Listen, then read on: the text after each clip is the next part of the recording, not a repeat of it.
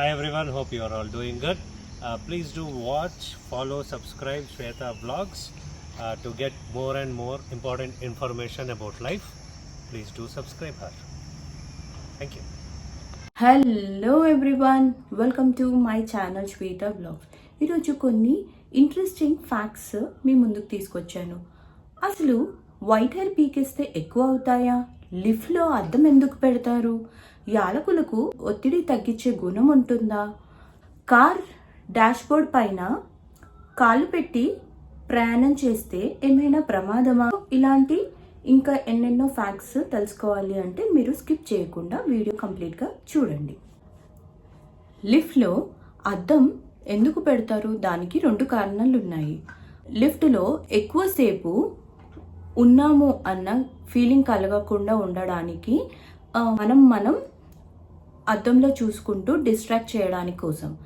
సెకండ్ది వచ్చేసి లిఫ్ట్ అనేది చాలా పెద్దగా విశాలంగా కనిపిస్తుంది.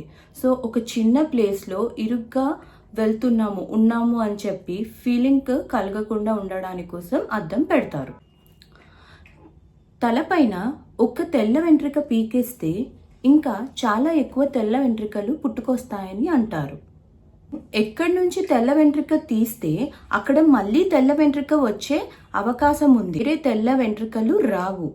వేరే వచ్చినా కూడా అది దీనివల్ల అనుకుంటారు, కానీ అది నిజం కాదు. యాలకులు, ఇలాయచీ, దీనికి ఒత్తిడి తగ్గించే గుణం ఉంటుంది. మీరు ఒత్తిడిలో ఉన్నప్పుడు డైరెక్ట్గా యాలకులను తినడం కానీ లేదా టీలో కానీ దేంట్లో కానీ యాడ్ చేసుకొని తింటే మీకు ఒత్తిడి చాలా వరకు తగ్గుతుంది. మీరు సూపర్ మార్కెట్కి వెళ్ళినప్పుడు ఈసారి గమనించండి. సూపర్ మార్కెట్లో ఏదైనా ఐటమ్స్ మనం తీసుకోవాలి అంటే కొత్త స్టాక్ అంతా వెనక పెడతారు, పాత స్టాక్ అంతా ముందు పెడతారు. ఎందుకు అంటే పాత స్టాక్ త్వరగా సేల్ అవ్వడానికి కోసం. సో మీకు ఏమైనా కొత్త స్టాక్ కావాలి అంటే ఈసారి సూపర్ మార్కెట్కి వెళ్ళినప్పుడు బ్యాక్ సైడ్ డేట్స్ ఒకసారి గమనించి చూడండి. కార్ డాష్బోర్డ్ పైన కాలు పెట్టి ప్రయాణం చేయడం వల్ల చాలా ప్రమాదకరం ఉంటుంది. అది ఎందుకు అంటే ప్రమాదం జరిగినప్పుడు అతివేగంగా ఆ ఎయిర్ బ్యాగ్స్ ఓపెన్ అవ్వడం వల్ల కొన్ని సందర్భాల్లో కాలు విరిగిపోయిన సిచ్యువేషన్స్ కూడా ఉన్నాయి. అందుకే ఎప్పుడు కానీ కార్ డాష్బోర్డ్ పైన కాలు పెట్టి ఎట్టి పరిస్థితుల్లో ప్రయాణం చేయకండి.